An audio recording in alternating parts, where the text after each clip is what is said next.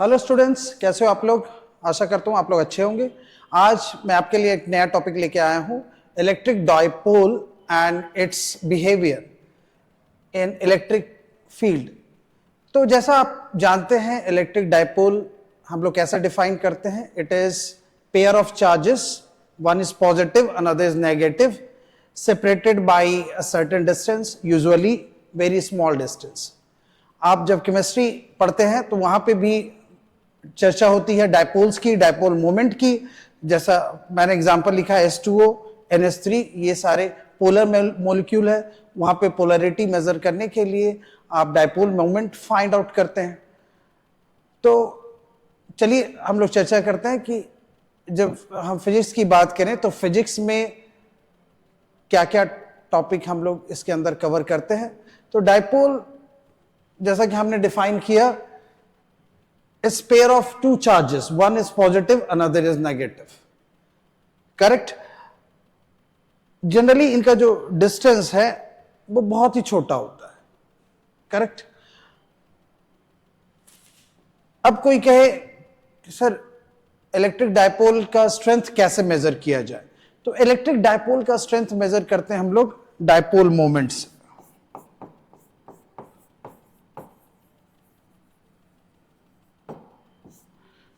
Dipole moment is Q into dipole length.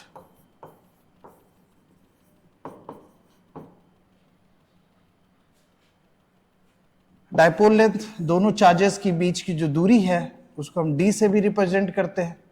This is called dipole length. कई बार इस चीज को हम लोग 2L के टर्म में रिप्रेजेंट करते हैं, क्योंकि जब हम लोग चर्चा करते हैं torque on dipole in electric field, जब हम आगे डिस्कस करेंगे तो वहां पे 2L के टर्म में डाइपोल लेंथ लिखना बेहतर होगा। तो मैं कहूं यहां से यहां तक की दूरी L, similarly this is also L, total dipole length is 2L। क्या डाइपोल मोमेंट एक वेक्टर क्वांटिटी है या स्केलर क्वांटिटी है? तो ऑफ कोर्स डाइपोल का कैरेक्टरिस्टिक कुछ इस प्रकार है कि वो वेक्टर क्वांटिटी के अंतर्गत आता है।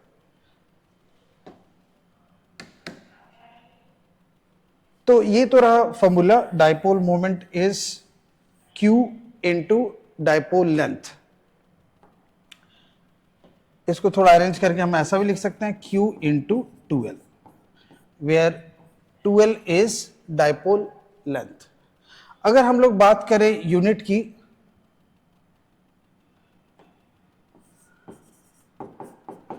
तो यूनिट हो जाएगा Q, आप जानते हैं कूलम, चार्ज की यूनिट होती है coulomb, and this one is separation 2L metre.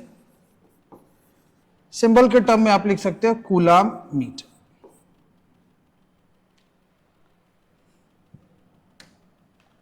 तो जैसा कि हमने कहा dipole moment is a vector quantity. अगर वेक्टर है तो इसकी दिशा भी होगी, बिल्कुल। इसकी डायरेक्शन कंसीडर की जाती है from negative charge to positive charge.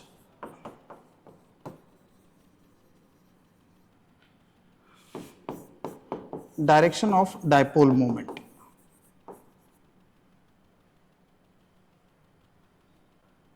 Dipole moment का जो डायरेक्शन होगा नेगेटिव से पॉजिटिव की तरफ कंसीडर किया जाएगा। फिर हम लोग चर्चा करेंगे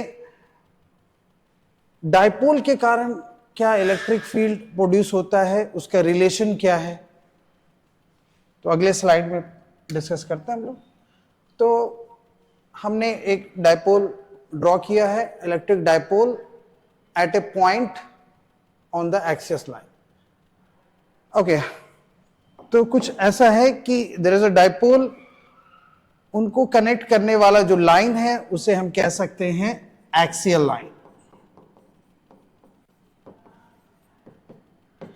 तो एक्सियल लाइन में कहीं भी कोई P पॉइंट, आई मीन आप किसी भी पॉइंट पे इलेक्ट्रिक फील्ड मेजर करना चाहते हो, चार्ज है, this is a pair of charges, तो उसके कारण इलेक्ट्रिक फील्ड प्रोड्यूस होगा ऑफ कोर्स। तो उसकी मैग्नीट्यूड क्या होगी वो हम जानना चाहते हैं। तो आप कुछ ऐसा लिखोगे, electric field at P point is due to two charges. मतलब आपको इंडिपेंडेंटली सोचना है, पहले Q चार्ज के लिए इलेक्ट्रिक फील्ड कितना होगा, नेगेटिव चार्ज के लिए इलेक्ट्रिक फील्ड कितना होगा। तो जैसा कि हमने पढ़ा है, for single point charge R दूरी पे इलेक्ट्रिक फील्ड हम लोग लिखते हैं KP by R। I am sorry,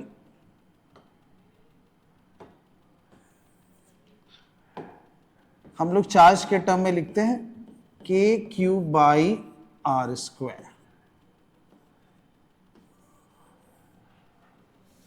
और आप ऐसा भी लिख सकते हैं 1/4 pi epsilon not Q by R square. जैसा कि आपको पता है इलेक्ट्रिक फील्ड का फॉर्मूला किसी भी पॉइंट चार्ज के लिए किसी भी दिशा में R दूरी पे आप इलेक्ट्रिक फील्ड कुछ इस तरह लिखते हैं।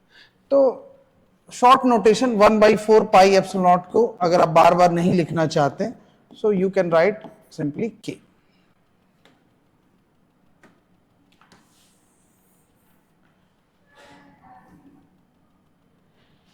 तो हम एक छोटा सा डेरिवेशन करेंगे, हम लोग फाइंड आउट करेंगे P पॉइंट पे इलेक्ट्रिक फील्ड कितनी है। तो हमने दो पार्ट में बांट दिया, E1 plus E2। So E1 you will say electric field due to Q charge, तो आप कहोगे यहां से यहां तक की दूरी R से थोड़ी छोटी होगी, R माइनस L, क्योंकि सेंटर ऑफ मास से एक चार्ज की जो दूरी है वो L के बराबर है। तो इसी फॉर्मूला को मैं अगर अप्लाई करूं, मैं लिखूंगा KQ by R minus L whole square. उसी तरह E2 electric field due to minus, हमें डायरेक्शन का भी ख्याल रखना होगा। अगर पॉजिटिव चार्ज है तो electric field away from it, हम कह सकते हैं इट विल बी अवे, क्योंकि पॉजिटिव चार्ज के लिए इलेक्ट्रिक फील्ड लाइंस जो होती है अवे फ्रॉम द चार्ज होती है। नेगेटिव के लिए टुवार्ड्स द नेगेटिव चार्ज, जिसको मैं नाम दूं E2। E1 तो हम लोग पहले ही फाइंड आउट कर चुके हैं, E1 का मैग्नीट्यूड निकल चुका है। अगर कोई वेक्टर के फॉर्म में रखना चाहे तो इट विल कम ऑटोमेटिकली, क्योंकि चार्ज है Q और ये चार्ज है माइनस Q। तो second part is due to minus Q charge, तो आप लिखोगे minus Q R plus L whole square. Negative charge के लिए दूरी हमने लिखा यहां से लेके यहां तक की जो दूरी है, नेगेटिव चार्ज से लेके P तक की जो दूरी होगी वो होगी R प्लस L। तो अगर हम दोनों फील्ड को ऐड करें, one came with minus sign, it is indicating it is in the opposite direction from the E1। चूंकि इलेक्ट्रिक फील्ड वेक्टर क्वांटिटी है, माइनस प्लस का महत्व है यहां पे, आप दोनों को यहां पे पुट कर दीजिए तो आपको कुछ ऐसा मिलेगा KQ by R minus L whole square minus KQ by R plus L whole square. तो अगर हम जब सिंप्लीफाई करें इसे तो हमें कुछ ऐसा मिलेगा,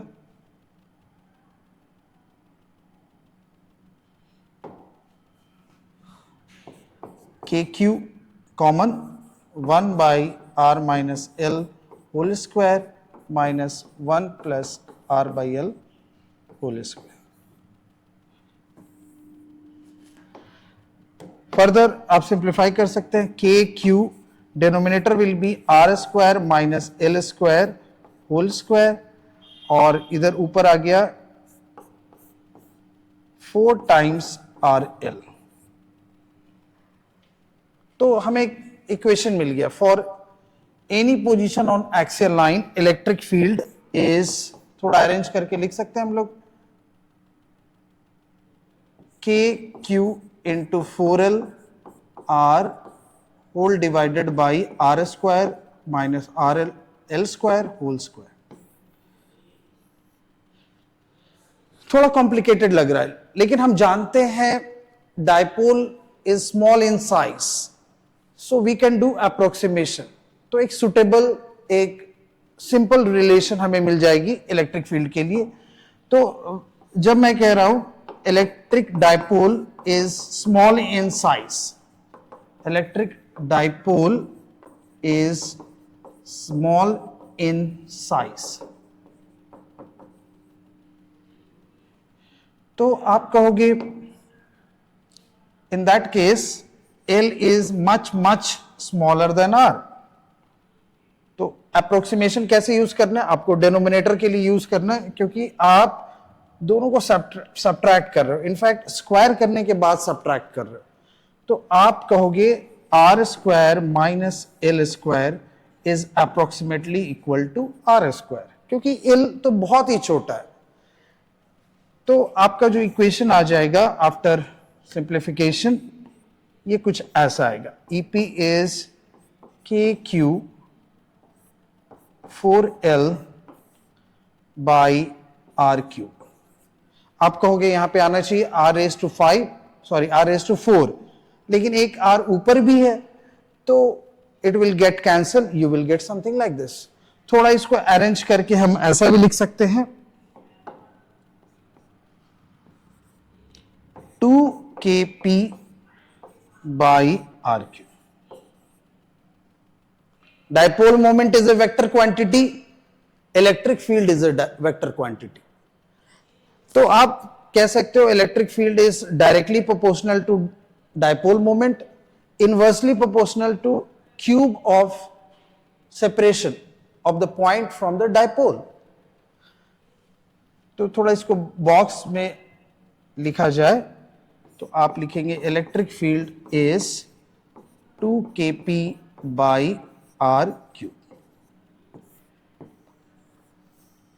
तो इंपॉर्टेंट रिजल्ट जो नीट के एग्जाम के लिहाज से इंपॉर्टेंट है, हम कह सकते हैं electric field is directly proportional to dipole moment अगर आर इज कांस्टेंट। दो अलग अलग डायपोल के लिए अगर आर को फिक्स कर दिया जाए, सेम सेपरेशन की बात की जाए, तो जिस डायपोल का डायपोल मोमेंट ज्यादा होगा इलेक्ट्रिक फील्ड ज्यादा होगा, ये स्वाभाविक सी बात है। उसी तरह से अगर हम कह दे dipole moment is constant, means you fix the dipole, dipole को आपने फिक्स कर दिया, तो वेरी क्या कर रहे हो आर को, तो electric field will be inversely proportional to cube of r. R is the separation between dipole and that particular point on axial line. तो ये बात हो रही थी electric field due to dipole on axial line, कोई भी point P point minus Q Q कहीं पे भी आप कंसीडर कर सकते हो। Right side in fact you can take it left side as well, left side भी कोई P पॉइंट पे इलेक्ट्रिक फील्ड निकाल सकते हो। और यहां पे ध्यान देने वाली बात यह है, आप कहोगे जो डायरेक्शन इलेक्ट्रिक फील्ड का है वही डायरेक्शन डायपोल मोमेंट का है। डायपोल मोमेंट का डायरेक्शन हम पहले से जानते हैं, नेगेटिव टू पॉजिटिव, और हमने पहले डिस्कस किया यहां पे दो चार्ज के कारण इलेक्ट्रिक फील्ड बन रहा है, एक पॉजिटिव चार्ज के कारण जो कि अवे फ्रॉम इट, और एक नेगेटिव चार्ज के कारण। तो एक कॉमन सेंस वाली बात यह है कि positive charge is nearer two point P, तो इलेक्ट्रिक फील्ड जो होगा वो स्ट्रॉन्गर होगा इस चार्ज के कारण जो कि राइट डायरेक्शन में है, और नेगेटिव चार्ज के कारण वीकर होगा जो लेफ्ट डायरेक्शन में। तो नेट इलेक्ट्रिक फील्ड जो होगा, आप वेक्टर सम में भी लिख सकते हो, net electric field will be E1 plus E2। चूंकि इसका डायरेक्शन उल्टे डायरेक्शन में है तो मैग्नीट्यूड वाइज देखा जाए तो आप लिखोगे E1 माइनस E2, और कुछ वही हुआ है यहाँ पे पॉजिटिव चार्ज के कारण इलेक्ट्रिक फील्ड, यहाँ पे नेगेटिव चार्ज के कारण, दोनों को हमने सब्ट्रैक्ट किया और एक बड़ा सिंपल सा रिलेशन हो गया, जहां पे हम जानते हैं size of dipole is very small, तो वो अगर अप्रोक्सीमेशन लगा दिया जाए तो हमारे पास ये रिजल्ट मिलता है, जो कि महत्वपूर्ण है। कोई कह सकता है क्या इलेक्ट्रिक फील्ड चार्ज पर डिपेंड नहीं कर रहा है? चार्ज तो है ही नहीं। चार्ज तो बिल्कुल है भाई, क्योंकि डाइपोल मोमेंट का डेफिनेशन ही होता है Q इंटू डाइपोल लेंथ, तो वो उसमें छिपा हुआ, आपने डेरिवेशन में भी देखा, यहां पे हमने उसको कुछ इस स्टाइल में लिख दिया, क्योंकि Q इंटू 12 को हम लिख सकते हैं P, चूंकि यहां पे 4 था तो एक 2 एक्स्ट्रा बच गया यहां पे, आप कैलकुलेशन करके चेक कर सकते हो। फिर इसके बाद हम लोग चर्चा करेंगे electric field due to dipole on perpendicular bisector, जिसे इक्वेटोरियल लाइन भी कहते हैं। तो आइए अगले स्लाइड की ओर बढ़ते हैं। Yes, electric field intensity due to an electric dipole on the equatorial line. अभी तक हम लोग एक्सियल लाइन की चर्चा कर रहे थे, अब हम लोग बात करेंगे एक ऐसी लाइन जो दोनों डाइपोल के दोनों चार्ज से जो जुड़ने वाली लाइन है उसके परपेंडिकुलर बाइसेक्टर है।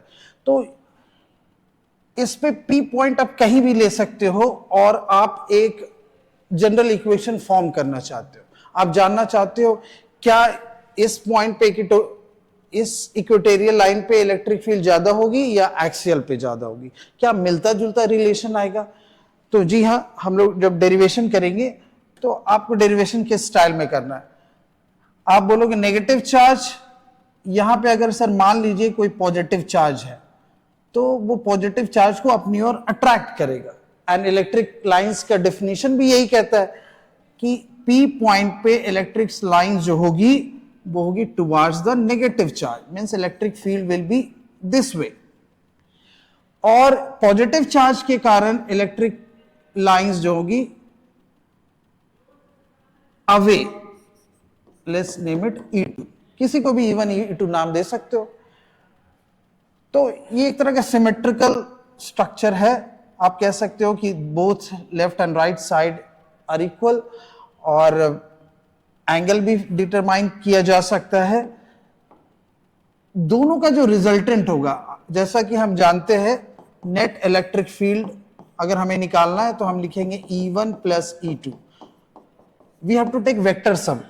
तो आप जानते हो दो वेक्टर का जब हम रिजल्टेंट निकालते हैं तो वो कुछ ऐसा निकल के आएगा दोनों के बीच से, दोनों का मैग्नीट्यूड सेम है तो बीचों बीच होगा। मैग्नीट्यूड कैसे सेम है? क्योंकि अगर आप कुछ नाम दे दे, इधर A पॉइंट B पॉइंट, आप बोलोगे PA इक्वल टू PB, तो अगर आप मेजर करें तो E1 is equal to E2, दोनों का मैग्नीट्यूड बराबर होगा और रिजल्टेंट जो होगा दोनों के बीचे बीच।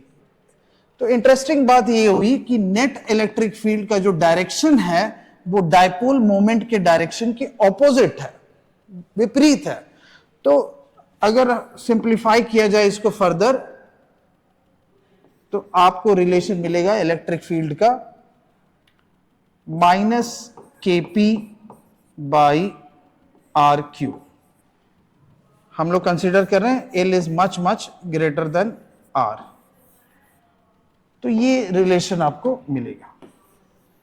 तो पिछले रिलेशन से आप देख सकते हो यहां पे मैग्नीट्यूड जो है, पिछली बार जो मैग्नीट्यूड था R दूरी पे, यहां पे भी R दूरी पे ही हमें निकालना है डाइपोल के कारण इलेक्ट्रिक फील्ड। तो यहां पे जो आपको मिला है वो पिछली बार से कम है, पिछली बार आपको मिला था 2kp बाई RQ, यहां पे kp बाई RQ, साथ में माइनस साइन ये बतलाता है electric field direction is opposite to the direction of dipole moment. अगर पिछली केस की बात करें तो कुछ ऐसा था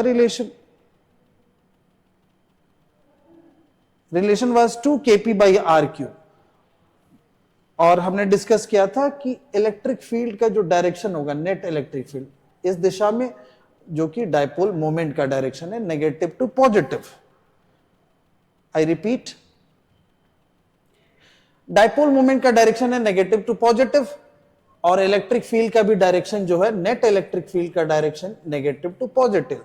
जब हम बात करें any point on axial line, जब हम बात करते हैं अगले केस में electric field on perpendicular line, जिसको इक्वेटोरियल लाइन भी कहते हैं, तब आपका रिलेशन कुछ आता है minus KP by R cube.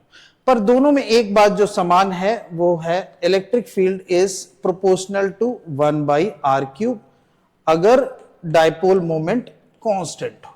अगर डायपोल मोमेंट कांस्टेंट, मतलब आपने डायपोल को फिक्स कर दिया, एक ही डायपोल के लिए आप अलग अलग दूरी पे इलेक्ट्रिक फील्ड चेक करते हो तो कुछ ऐसा रिलेशन मिलता है, आर बढ़ता जाएगा, इलेक्ट्रिक फील्ड काफी तेज से घटती जाएगी। तो क्या हम लोग सिर्फ दो ही केस के बारे में बात करेंगे? क्या संभव है एक जनरल फॉर्मूला लिख दिया जाए कि किसी भी पॉइंट पे स्पेस में कहीं पे भी आप इलेक्ट्रिक फील्ड मेजर करना चाहते हो, मेक इट 2D प्लेन, तो क्या संभव है? बिल्कुल, हमने डेराइव करके इक्वेशन लिखा है के पी बाई आर क्यूब, साथ में एक प्रोडक्ट है √1 + 3 cos square theta. This is general. इसका मतलब ये हुआ डायपोल से दूरी है आर पी पॉइंट की। पी पॉइंट आप कहीं भी ले सकते हो, left side, down, on the axial, on the equatorial, आप ये जनरल फॉर्मूला यूज कर सकते हो। Those two were specific cases, ये हो गया जनरल फॉर्मूला। आप कहोगे सर जस्ट चेक इट, अगर एंगल 0 डिग्री है, एंगल 0 डिग्री, कौन सा एंगल की बात हो रही है? ये angle between dipole moment direction and direction of P point. P point को हमने सेंटर ऑफ डायपोल से जोड़ दिया है, क्योंकि दूरी जब मेजर करना है तो आपको सेंटर ऑफ मास से ही कनेक्ट करना पड़ेगा। और अगर ये एंगल 0 हो जाए मतलब पी पॉइंट कहीं एक्सियल लाइन पे हो, तो थीटा 0 तो आप जानते हो cos 0 इज 1। तो मैं मैग्नीट्यूड की बात कर रहा हूं, तो cos 0 डिग्री इज 1। तो आप पुट करके देखिए, जैसे ही ये 1 हुआ, 3 इंटू 1 3 + 1 4, √4 इज 2, तो रिलेशन आ गया 2 kp बाई आर क्यूब। लेकिन अगर केस 2 की बात की जाए, थीटा इज 90 डिग्री, सबको पता है cos 90 इज 0। तो जैसे आप 0 रखोगे, ये पूरा पार्ट, ये वाला पार्ट 0 हो जाएगा। 0 + 1 इज 1, और 1 का स्क्वायर रूट होता है 1,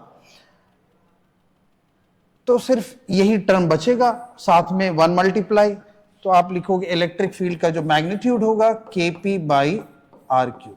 तो कुछ ऐसा ही रिजल्ट तो आया था हमारे पास। अगर मैग्नीट्यूड की बात करें तो ये मैग्नीट्यूड निकालने के लिए सबसे बढ़िया तरीका है, अगर आपसे पूछा जाए किसी भी एंगल के लिए, मान लिया जाए तीसरा केस मैं बना दूं ऐसा, तीसरा केस थीटा इज 45 डिग्री, तो आपको पता है cos 45 क्या होता है, 1 बाई √2। इलेक्ट्रिक फील्ड हो जाएगा, इलेक्ट्रिक फील्ड का magnitude K P by R cube, extra term क्या मल्टीप्लाई होगा चेक कर लीजिए, cos 45 1 बाई √2, हमें लिखना है स्क्वायर, तो 1 बाई √2 का स्क्वायर होता है 1/2, तो आप लिखोगे 3 into 1/2। So when you add it you will get kp by R cube, और इनको जोड़ने पे आपको मिल जाएगा √5/2। ठीक है।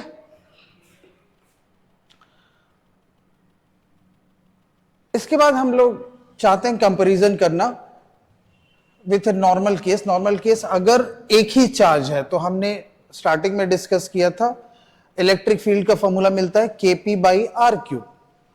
तो यहां पे रिलेशन जो कुछ है इलेक्ट्रिक फील्ड का, वो है proportional to 1 by R square, मतलब inversely proportional to square of are.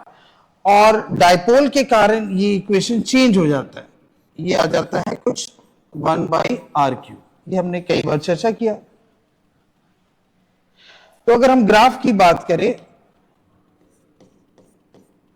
Single charge के लिए, अगर हम लोग ग्राफ ड्रॉ करें E वर्सेस R, तो इलेक्ट्रिक फील्ड जैसा कि हम जानते हैं it is not linear, it is changing very fast. R जैसे जैसे घट रहा है इलेक्ट्रिक फील्ड भी काफी तेजी से घट रहा है।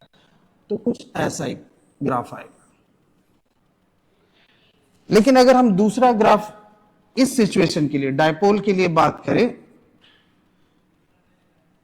एक्सियल लाइन हो या इक्वेटोरियल लाइन, रिलेशन तो यही है 1/r³। तो ये जो ग्राफ होगा मच मच स्टीपर, कुछ ऐसा ग्राफ आएगा, तेजी से चेंज हो रहा है। यहां पे उसके मुकाबले स्लोप जो है उतना तेजी से चेंज नहीं हो रहा है। तो कई बार कॉम्पिटिटिव एग्जामिनेशन में इस तरह के रिलेशंस से क्वेश्चन पूछे जाते हैं। तो आप बस ये बात ध्यान रखना कि सिंगल चार्ज के लिए 1/r², डायपोल के लिए 1/r³। अगले स्लाइड की ओर बढ़ता है। अभी तक हमने सीखा इलेक्ट्रिक डायपोल के कारण इलेक्ट्रिक फील्ड कितना क्रिएट होता है। अगर डायपोल को ही स्ट्रॉन्ग इलेक्ट्रिक फील्ड में रख दिया जाए तो क्या होगा। तो मैंने एक आर्बिट्ररी सिचुएशन रखा है जहां पे आप कह सकते हो direction of dipole moment is negative to positive, on electric field कुछ इस तरह से बह रहा है। तो दोनों के बीच के एंगल जो होंगे लेट्स से थीटा। तो इस सिचुएशन पे क्या कुछ होगा, आप कहोगे sir this is a positive charge, negative charge. Positive charge को इलेक्ट्रिक फील्ड के डायरेक्शन में ही एक फोर्स लगेगा उस पर। अगर कोई बॉडी है, कोई मास विथ सम चार्ज, तो उसको उस पे एक फोर्स लगेगा in the direction of electric field. क्योंकि हम लोग जानते हैं इलेक्ट्रिक फील्ड का बेसिक फार्मूला F/q और F is equal to Q into E। तो आप कहोगे पॉजिटिव चार्ज के कारण in the direction of electric field there will be force, और उस फोर्स को हम ऐसा भी लिख सकते हैं Q इंटू E।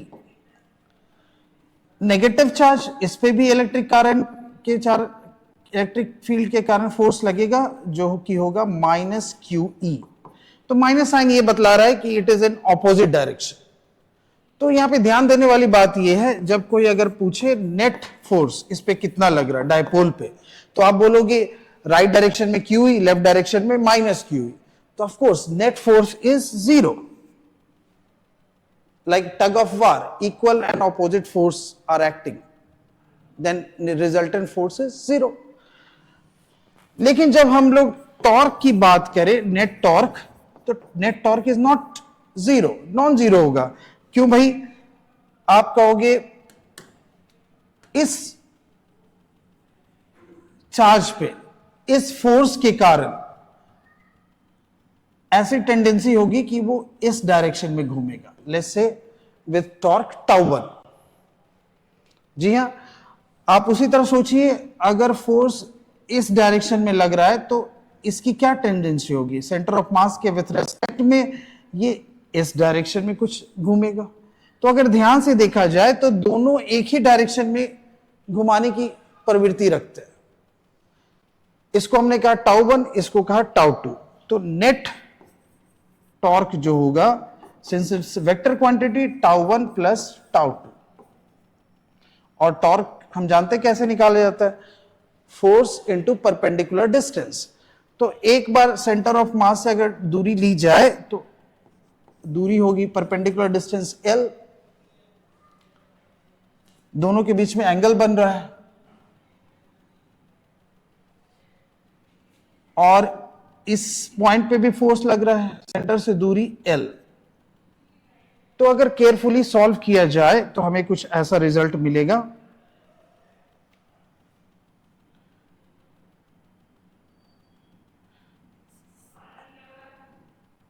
फोर्स के टर्म में लिखा जाए F into 2L sine theta.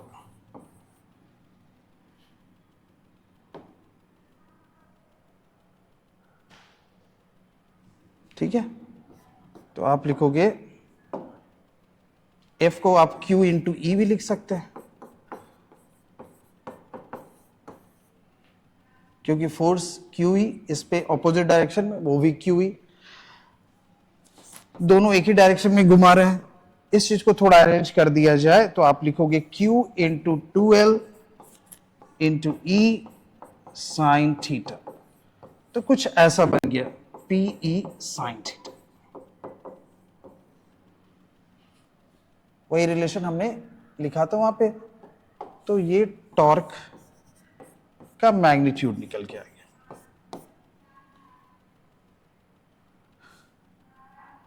In general आप कुछ इस तरह से अरेंज करके लिख सकते हो, torque is P cross E, क्योंकि P क्रॉस E तो होता है PE साइन थीटा अगर मैग्नीट्यूड की बात करें। तो dipole moment is a vector quantity, electric field is a vector quantity, दोनों का प्रोडक्ट हमें मिल रहा है torque, that is also vector quantity, that's why it is cross product.